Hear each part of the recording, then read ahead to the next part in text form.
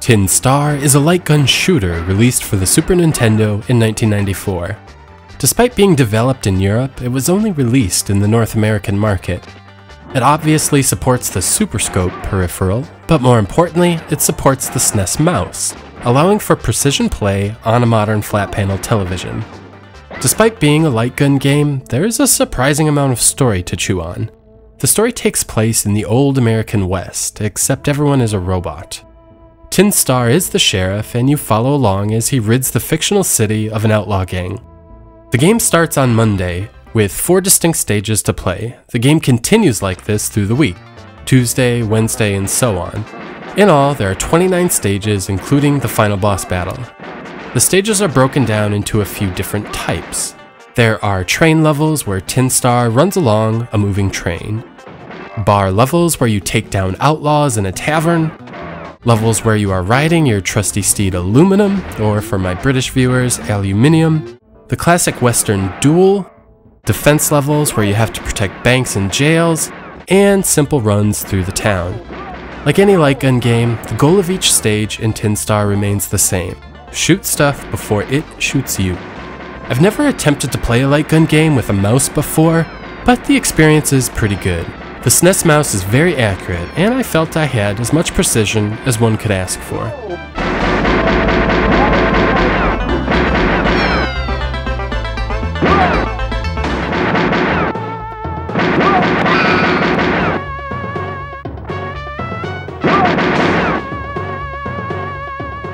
Tin Star's graphics aren't technically great, but the art style is actually very pleasing. Everything has a character look to it, and the color palettes chosen for most of the levels is very rich.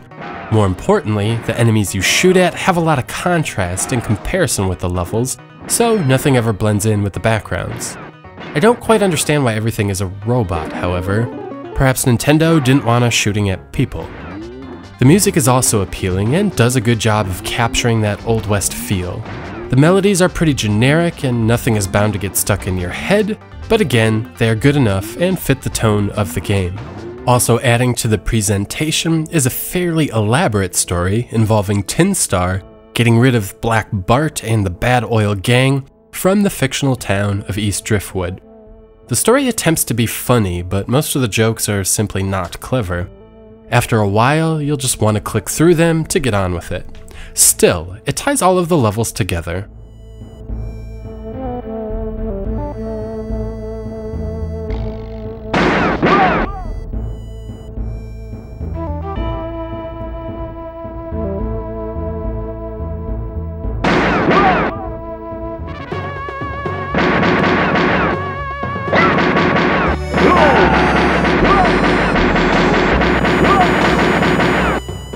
Tin Star took me 2.5 hours to beat, which is at least an hour too long for this style of game.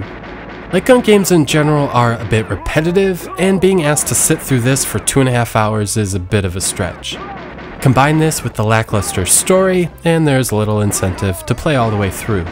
Thankfully, the game does show some mercy and lets you save at any point, sort of. The game rewards you with money for things like preserving bullets, accuracy, and how much life you have remaining.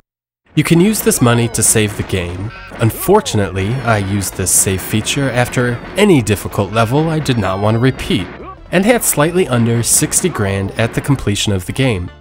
I was then presented with the bad ending. I was kindly informed I needed 750 grand to take home the mayor's daughter. Lame.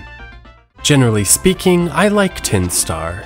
It's a different take on the genre, featuring colorful graphics, a unique art style, and good sound. The stages offer just enough diversity to keep things from getting overly stale. There is also plenty of challenge, and many levels required repeat playthroughs to memorize enemy placement and make progress. It's easy to recommend Tin Star, especially with the mouse support. Tin Star is a good game. It's just too long.